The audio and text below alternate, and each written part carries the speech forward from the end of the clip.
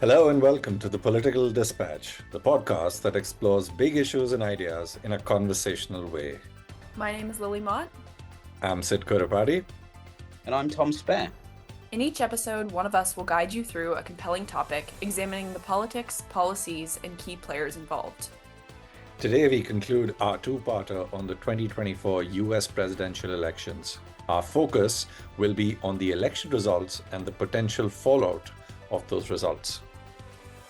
On Tuesday, the 5th of November, the United States of America went to the polls and elected Donald J. Trump to become their 47th president, becoming only the second person after Grover Cleveland to win the presidency, lose it, and win it again. As things stand, Trump has won 301 Electoral College votes to Kamala Harris's 226. Trump attained just over 73 million votes to Harris's 69 million, and Arizona is yet to declare. It's not just that Trump has succeeded. His party, the Republicans, have taken control of the Senate, and it looks like they will take the House of Representatives as well.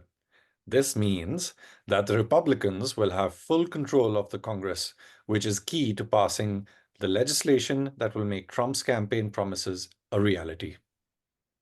Trump received a similar number of votes to 2020, but he increased the percentage of the popular vote and made gains in every single voter demographic by age, gender, race, ethnicity, and educational background. And Kamala Harris, on the other hand, lost ground in every single county compared to Joe Biden in 2020. The youth vote collapsed for Harris, dropping from 24% ahead of Trump in 2020 to just 11% in 2024. And Trump made big gains among young men aged 18 to 29, and even amongst young women too. These are some of the statistics that we sourced from Channel 4. We'll definitely put out the link in the description so that you can refer to other things as well and fact check us if necessary. In short, Donald Trump has achieved the great political comeback of modern times. The vast majority of the criminal cases against him are likely to be dropped. He is going to have not only a unified Congress behind him, but he will be surrounded by organized loyalists combined with a conservative Supreme Court. Donald Trump, in effect, has complete control of every lever in America's political system. Trump and his team delivered a resounding win that will likely be studied for years to come. He had the advantage of being a household name. He had higher trust rating when it came to the economy, and his messaging was clear to voters: stick with me and things will get better.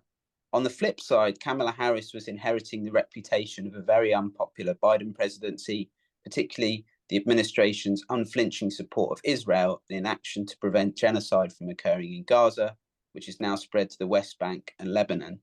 This will have likely impacted the youth vote, Muslim voters, and other marginalized groups. She did, however, have a higher favorability rating than Trump, but all voting groups either showed up for Trump or didn't show out at all. And in a radio interview, historian Doris Kearns Goodwin quoted President Lyndon B. Johnson from 1964, quote, "What the man in the street wants is not a big debate on fundamental issues. He wants a little medical care. He wants a rug on the floor. He wants a picture on the wall, a little music in the house, and a place to take Molly and the grandchildren when he retires," unquote. Kearns Goodwin added, "A lot of people don't feel that sense of security." Now, whilst the Republicans are working out how they apply their new power, the Democrats, on the other hand, are pointing fingers about the reasons for their loss. Bernie Sanders, former Democratic candidate and independent senator for Vermont, posted a statement saying, "It should come as no surprise that a Democratic Party, which has abandoned its working class people, would find that the working class has abandoned them. First, it was the working class. Now it's the Latino and Black workers as well. While the Democratic leadership defends the status quo, the American people are angry and want change. And they're right." End quote. On the Republican side, Donald Trump made his first political appointment of many thousands that will follow. Unlike in the UK, where there is an established civil service that supports the work of the government, the winning side of the presidential race is responsible for appointing some 4,000 political appointees that will help the president-elect achieve his agenda. And just on a personal note, before we continue, it's interesting because this is the first time that for me, I'm like old enough to have friends who actually lost their jobs in this election, which is wild because like I have friends who worked for the national government and now they all had to job search. And they've been job searching, of course, because it's a very tumultuous position to be in, but very scary because there's a huge upheaval in DC right now where people are moving out and moving in. So interesting place to be. But that agenda that Donald Trump will be working off of is linked to Project 2025. Project 2025, led by the Heritage Foundation, is a comprehensive plan to restructure the US government with conservative policies. Its main objectives are to develop a detailed policy agenda, establish a vetted personnel database, train future appointees, and create a 180-day operational plan for immediate policy changes, which will be made a lot easier with complete control of all of those different branches that we discussed earlier. Key proposals include dissolving the Department of Education, transforming the FBI, and reintroducing Schedule F to replace federal employees. Many proposals align with former President Trump's goals, although he hasn't officially endorsed it. So, in order to achieve this ambitious agenda, Trump has made his first appointment his chief of staff, Susie Wiles. In an article written by the website Politico, these are the things to know about Wiles. Point number one, political veteran in Florida. Susie Wiles has long been involved in Florida politics, playing crucial roles in both Trump's and DeSantis's successful campaigns. She is also a Washington outsider, which means despite her political presence, Wiles has limited exposure to federal government roles, which may pose challenges in her new high-profile position. Thirdly, key role in Trump's campaigns. She is credited with professionalizing and managing Trump's campaigns effectively, earning his trust and respect. Point number four, split from DeSantis. Wiles helped DeSantis win the Florida governorship in 2018, but they later had a falling out, leading her to side with Trump against DeSantis in the GOP primaries. Point number five, broad Republican ties. Wiles has worked with Republicans across the spectrum, including Mitt Romney, Rick Scott, and even on Reagan's team. Six, private sector background. Beyond campaigns, she has worked in lobbying, notably with Ballard Partners and Mercury. Low profile approach. Wiles is known for avoiding the spotlight, preferring a behind the scenes approach to influence. And lastly, adaptability with Trump's persona is probably one of her biggest advantages. She has expressed understanding of Trump's often controversial behavior, focusing on his strengths rather than his flaws. So that's the picture at a macro level, at the high level. It's probably worth focusing now on the micro, the everyday. Lily, you were eligible to vote at this election. What are your thoughts on that experience and how have the results played out? And what are your friends and family back home saying about the election? Yeah, I think that I will be the first to admit that this election result has been very, very difficult for me and for my friends and my family members. And a lot of people hoped for a different outcome. And for me, I have very intentionally tried to stay very nonpartisan with a lot of what we've talked about with this election so far, but I think this is a good time to just express that I'm very, very disappointed, and I think that many of my loved ones were as well. But here we are, and now a few days after the election, I think we've had enough time where we can start to look forward and start to consider what's next. First off, I think Trump's win doesn't mean that he has the full support of the American public. I think that's the first thing to say. I think being in the UK, it's really difficult. It's been really difficult the last couple of days because a lot of the people that I work with and a lot of the people that I talk to definitely understand that I did not vote for Trump. However, that's what it is to be an American right now, and that's really hard.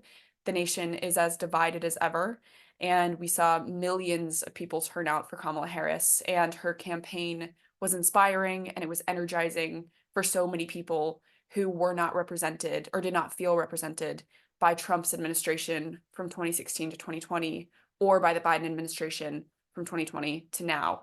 So I think Kamala Harris really fought hard and she brought together a coalition that represented diversity and values and the future that so many people would really like to see in America.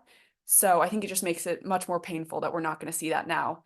But Her concession speech, I think, was spot on, and I think it was exactly what people needed to hear at that moment, as so many in the nation were grieving and actually crying. Like, so many of my friends and family were saying that it was just such a hard day on Tuesday, and then Wednesday, of course, kind of dealing with the fallout of everything. But one of the quotes that I wanted to pick out from Kamala Harris's concession speech was when she said, quote, "This is not a time to throw up our hands. This is a time to roll up our sleeves. This is a time to organize, to mobilize, and to stay engaged for the sake of freedom and justice and the future that we all know we can build together," unquote.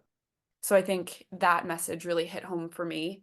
When I was watching this speech, I think just seeing the crowd of people that had gathered to celebrate her and all of the work that she'd done was really inspiring. And her words reminded me that these election results don't have to erase the progress that so many people have worked so hard for. Change is an ongoing effort, which I talk a lot about on my podcast as well.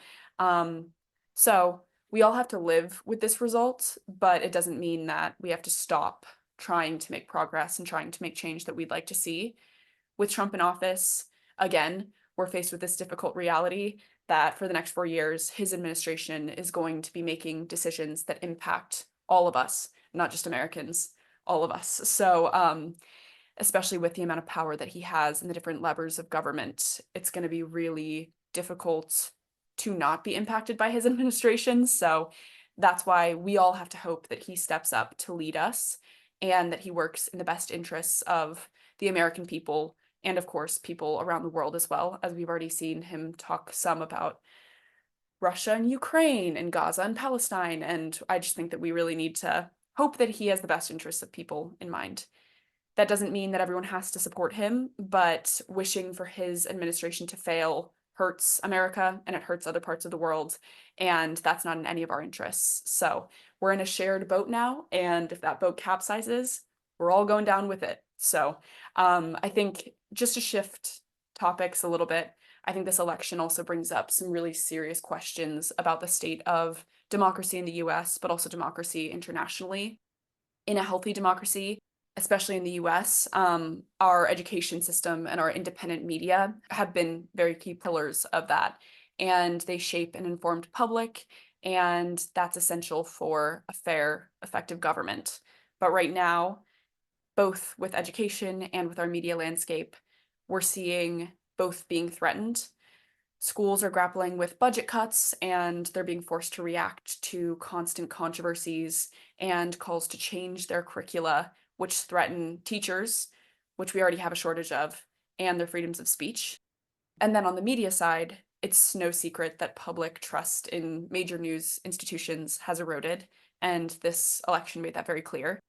The echo chamber effect of social media has also deepened divisions, which these issues, specifically education and media landscape, are very important to me. So I wanted to point those out. Definitely lots of other things that we could discuss here, but those are two I think that were very evident with these results. I think through all of this, I'll end on a little bit more of a positive note. There's an opportunity here, and we're seeing independent journalists and influencers, citizen journalists, companies like Crooked Media, who does Pod Save America. We're seeing them step up to fill the gaps and try to rebuild trust in some of these institutions.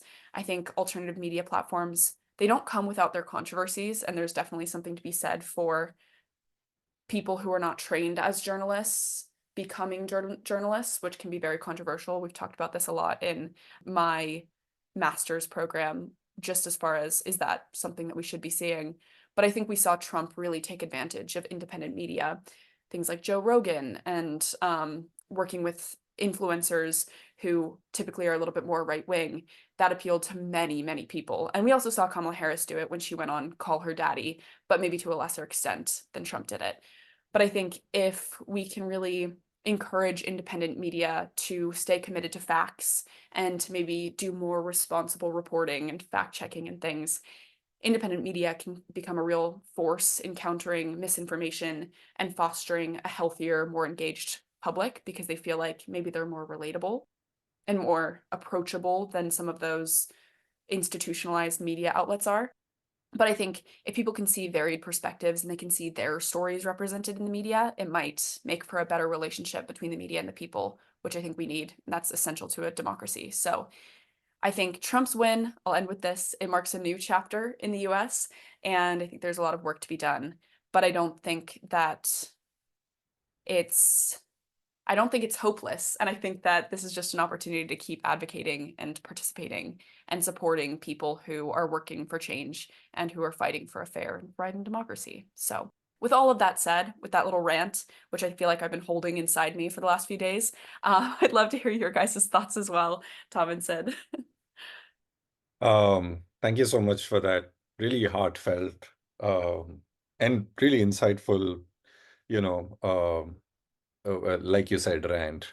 Um, Yeah. um, it just shows how much you're invested and you know in the election and how much you work towards it. Right or wrong is a different, so it's a subjective sort of a concept, but you know you really put in everything, and it just shows how much it affects you and how and can only you know be extrapolated to the fact that how much it's going to affect other like-minded American citizens, you know, who probably were hoping for a different result.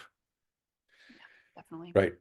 Definitely. Tom, at the time of this recording, you were this is your last day in the United States. Any thoughts on how the election played out whilst you were there?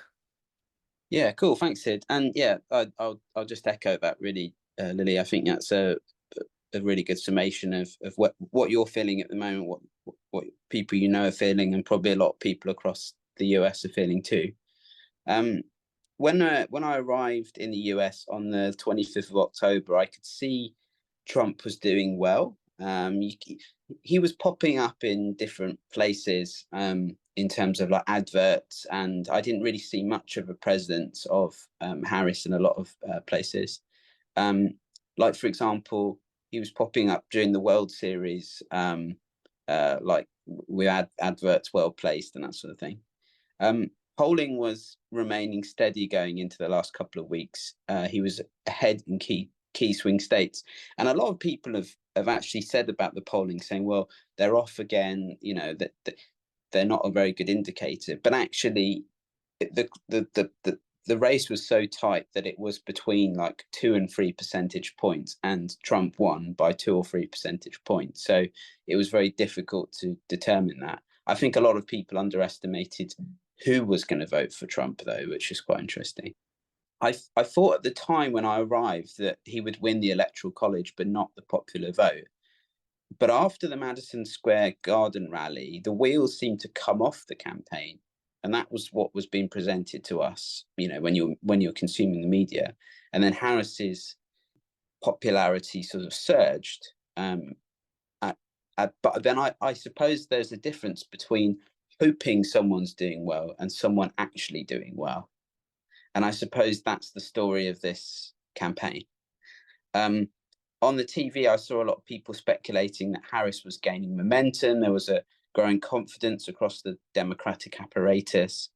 And I went to an election party at Union Pub in Washington, D.C., just down the road from the Capitol building. And when I arrived around 9:30 p.m., the place was packed out. You could barely move around the place. I didn't even bother going to the bar. I was cramped in a little corner. But by about an hour later, I met some students from Georgetown University. One was English, the other two were Indian. Together, we talked about the results that were coming through. They asked me lots of questions about the elections process, which I felt a bit weird being English and then sort of being in America and sort of talking through with other folks about that. By about 11:30 p.m., the crowd started to thin out as it appeared that Trump was starting to do very well. DC is obviously a very Democrat-friendly city, so there was a lot of unhappy people there. And by the time I left, that was about 2 o'clock in the morning, there were only a few sort of Trump fans left and some others that were just probably, yeah, just waiting for their Ubers or whatever. Other brands are available. I stayed up around for another couple of hours to watch Trump's victory speech. It was rambling and muddled. He was surrounded by a large entourage of people. It was almost as if he was sort of getting up to win a Grammy or something. It was a bit of a weird sort of setup. But I was surprised that Trump had won both the Electoral College and the popular vote.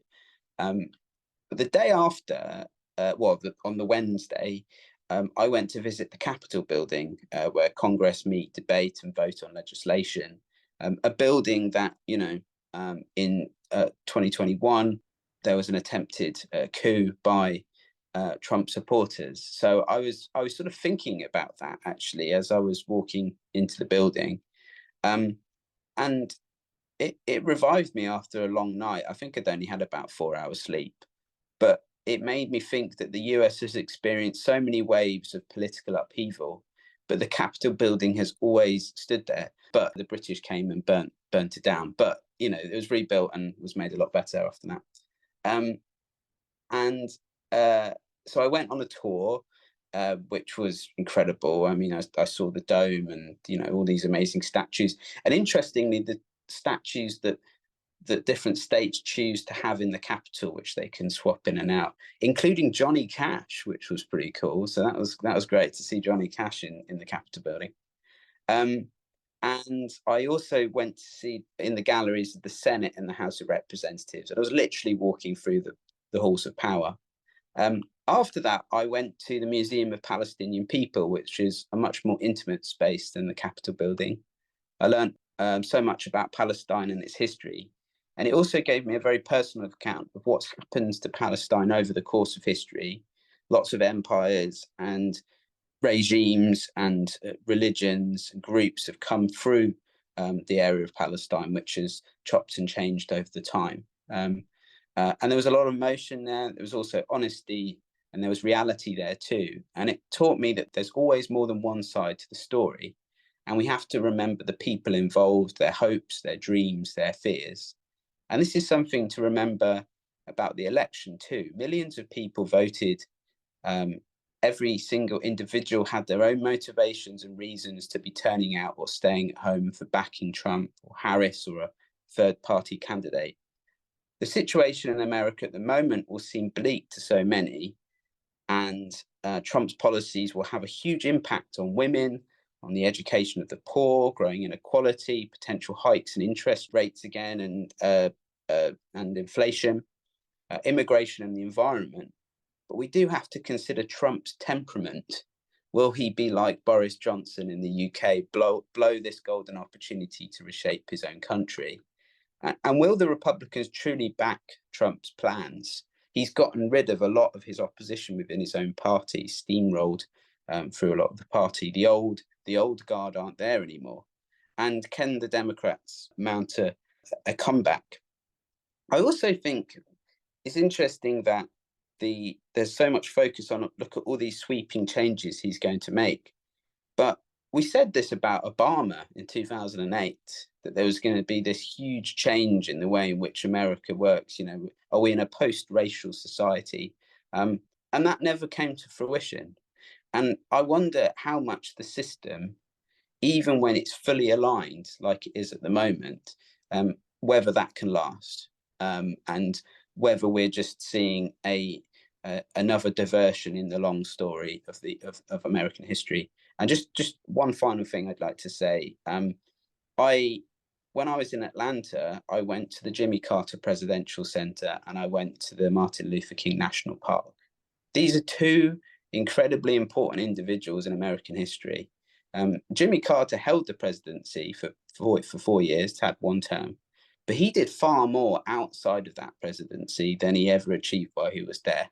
Government is one form of making a difference. And I think if you want to make a difference, you should join and you should be in service of other people, because it makes your life far more fulfilling than serving yourself or the interests of the high and the mighty. But also Martin Luther King, his grandfather was born at the time of the end of slavery in the United States in the 1860s, in the proclamation signed by Lincoln. So within 2 generations, Martin Luther King was at university, and he became one of the most important people in modern American history and world history too. These are 2 people that got organized, that served their communities and their nation, and they did it in very different ways, through education, through programs that they created, through community, and through organizing people. And I think that's something to be cognizant of. as Trump becomes president in January. So that's a long ramble. But Sidd and Lily, do you have anything else to add? Yeah, I mean, I had a few thoughts on the election result and what could be the possible reasons for the election result. I checked up on a few statistics, and my thoughts were also on the fact that what's going to happen next, and how does America sort of proceed from this sort of a result outcome that they've had for the election. Um, First of all, I thought I wasn't really surprised that Trump won. It What I was really surprised about was the way he won. I was expecting the results to be far more closer than what they actually turned out to be. This was an out and out victory. This is comparable to Obama's second term victory. He won it very comfortably at the end. He also won the popular vote, which makes him the first Republican to win the popular vote since, I think, Reagan, if I'm not wrong. And please fact check me if I'm wrong here. But it's true. He is the first Republican to win the popular vote as well. And that just really shows how much his campaign messaging actually resonated with the voters. Um, it also points a lot of fingers at the fact that clearly there are issues with that the population of the United States has that the Democrats didn't identify or didn't address properly or well enough. And it kind of circle back to the point that I made in the previous episode, or the part one of this episode, which was about the fact that what were the issues that were resonating with a lot of people, and one of the highest ones, one of the top five ones, was the economy not doing too well, and when the results came out, my cousin had texted me saying that, it's true that democracy is in danger, but when you don't really have money enough to put food on your table, economy seems a little more important than democracy itself. And probably that was the thought process amongst a lot of the Latino and the Black voters, where they actually went ahead, and that's why they voted for Trump, because the economy was the more day-to-day thing that was affecting them. And that was probably one of the reasons why he gained, a lot of votes across the spectrum, and that sort of contributed to him gaining the popular vote as well. Additionally, the other statistic that I found was that this was from an article from Fortune magazine, probably um, it was published in the last month or so. The thing is that you do have a very systematic shift in the Indian American, voting population of the United States as well towards the Republicans.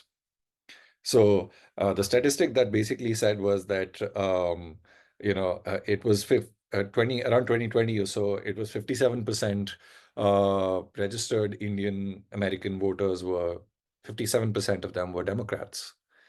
But over the last 4 years, you have only 46%. That's 11% drop. These are only the registered ones. And the overall, the campaign to reach out to Indian American voters also, I think, since he takes a more far right position, Trump takes a more far right position, that resonates with a lot of the Indian American voters and the NRIs, the non-resident Indians. And that, you know, it kind of resonates with the fact that the domestic politics of India and the American politics are on the same page, and therefore it should help the country, like the homeland, India, much more, and hence they tend to vote for the Republicans in this situation. So I think that that shift also does make a difference in him getting a lot of the votes as well. Second thing which I thought of was that, um, here's a guy who, contested for the first time in 2016. He won the election against Hillary Clinton. At that time, the Democrats underestimated his campaign, underestimated the whole thing, and they were like, "Oh, we're winning, Pennsylvania. We'll win the swing states. We'll probably lose Georgia, but we'll win everything else." Um, And the result was a huge surprise. This time, they knew that he had the capability to win, and he had defeated a female Democrat presidential candidate, who was a very capable woman herself. Like Hillary Clinton is a very capable person. In this case, you have another capable person. So, um, I think Kamala Harris really fought the election really well. But the problem is that the outcome was worse than the Clinton campaign. So, what the Democrats really need to do is just go back to the drawing board and figure out what they really stand for right now. How do they proceed? Do they include a few more soft right, kind of candidates, and take a more softer position towards the right on certain matters? Do they lean a little less to the left?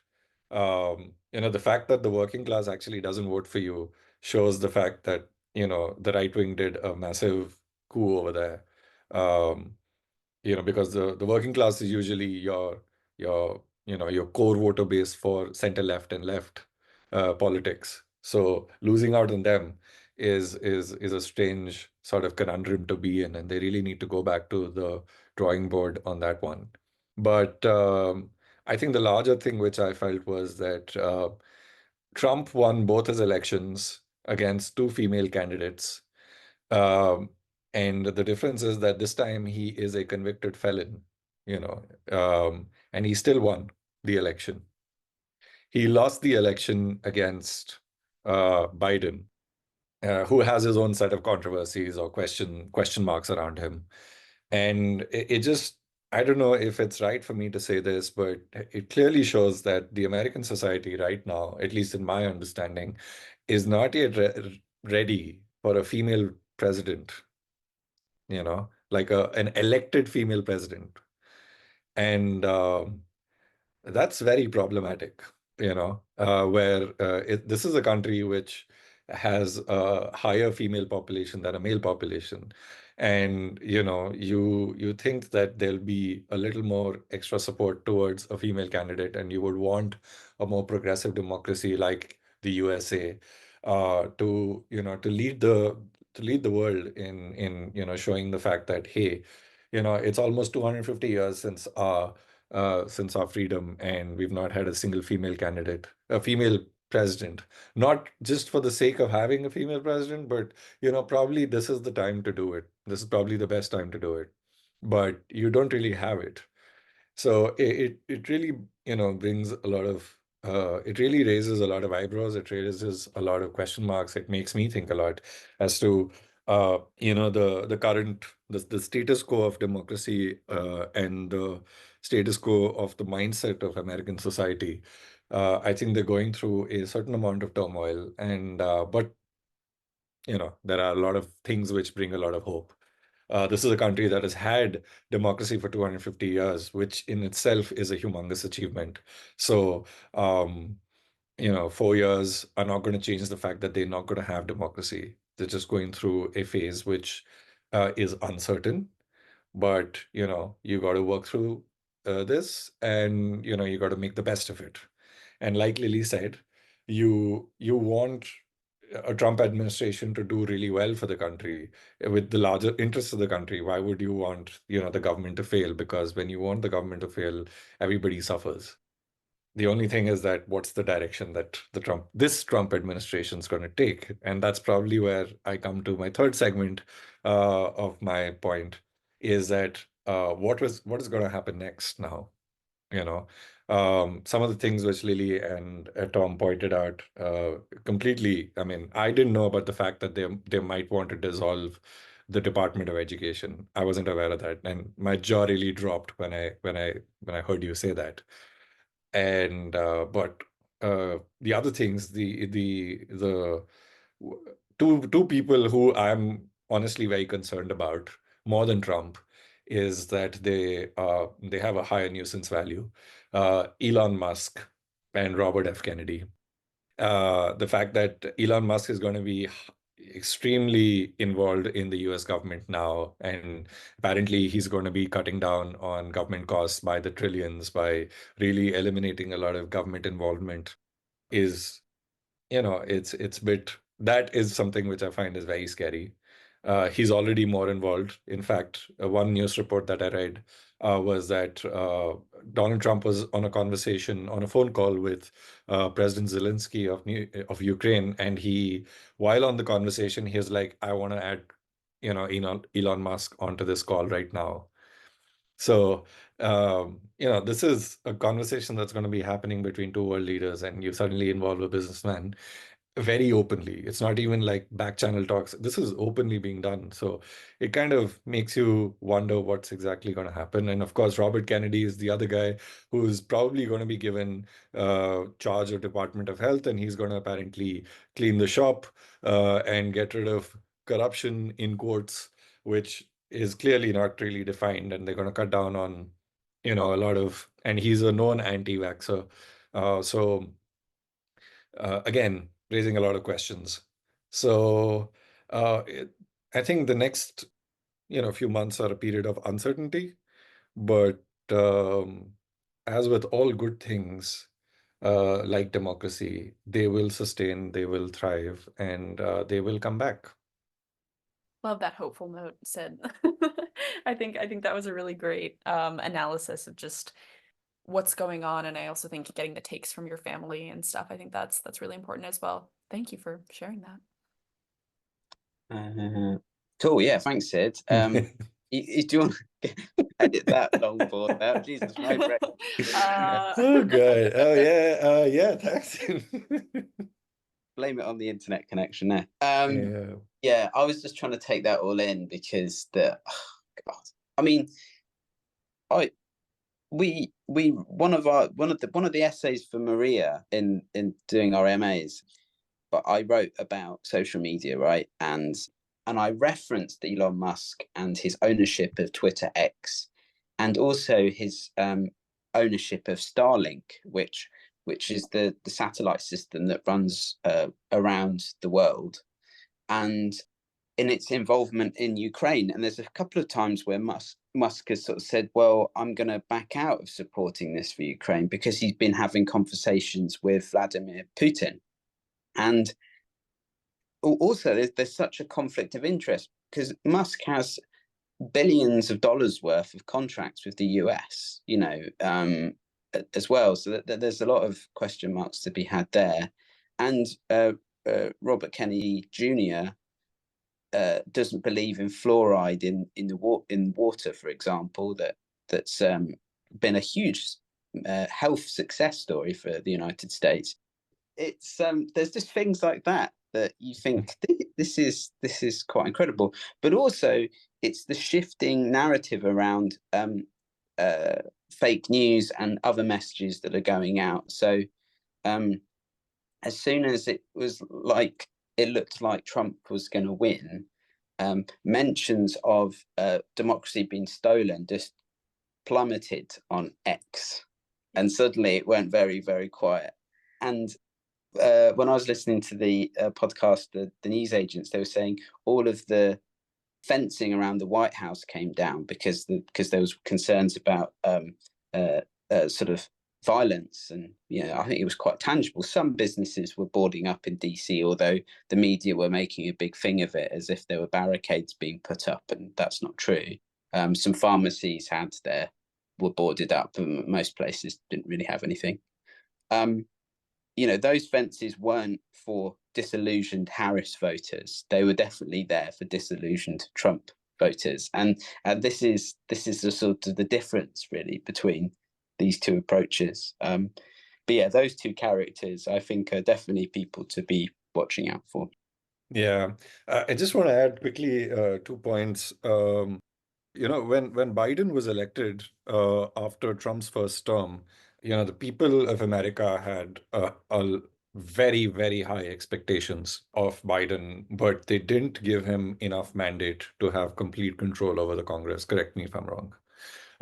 So in such a scenario, I mean, and it takes it and for them to live up to those expectations was pretty much impossible, because those promises were impossible to a certain extent, because we're living in a time where you want results immediately, but the thing that they were trying to do was going to take much longer. But now that Trump is back and he has full control of the Congress as well, he's going to do things in a manner that's going to leave a very lasting legacy in the office, because this is going to be his last term. He's not going to have another term. He knows it. So these 4 years, he's going to go all out to do his level best to implement the changes that he was hoping for. And they're going to try and do it very, very quickly. So I think every single decision taken by the new government that's going to happen from January onwards, it's going to be something to be really observed and analyzed. And yeah, there's going to be a lot of expectations on Trump as well, but he is smart enough to know that he has expectations, and he's going to do a lot of populist oriented stuff just to take mind off of people's, things if he's not able to pull off one of his promises. It's a wait and watch kind of a game now. Yeah, I think just along those lines, my first thought, because obviously it was Wednesday morning for the UK when most of us found out. I did not stay up to actually watch the results because it started to get a little bit dicey, and I was like, nope, I'm better off sleeping. I had work the next day. But I woke up and saw the results, and my immediate thought was the Supreme Court, and that was my first thought as soon as I woke up, because I think that due to our education system and the way that we do civics education and the lack of civics education often, many Americans don't realize just how the Supreme Court works. And we're starting to realize that with some of the rulings that have come out in recent years, just how much influence they have. But my immediate thought was that these people that he appoints will be in the Supreme Court. So unless we see reform, which we probably won't see because they'll make sure that they can stay in, it's just going to have a huge impact that I think maybe people didn't understand before, but now we're all understanding now. And that's unfortunate because, yeah, what can you do now? Other than all of the things that we've mentioned, there's still hope, but it is kind of scary now. Yeah, I think that it is an important probably note to finish on, Lily, because Trump appointed 3 justices, right, in his presidency, which is very unusual for just one term. I mean, Roosevelt, FDR was probably one that appointed the most judges, I think. But in this second Trump presidency, it could well be that he completes the set. We could have an entirely conservative, although one of the liberal judges is quite young, I think. So I think it'd have to take something quite extreme for that to happen. This has been a great episode, guys, and I think we should conclude there. Thanks everyone for listening to this episode of the Political Dispatch. And we would really appreciate it if you could subscribe to the podcast. We would also love to hear your thoughts and feedback. So leave us a rating or a comment wherever you're listening to this podcast now. And also leave your thoughts on what we've talked about throughout this episode, because I think that's also very important and we'd love to hear them. Thanks, everybody. See you in the next episode of the Political Dispatch.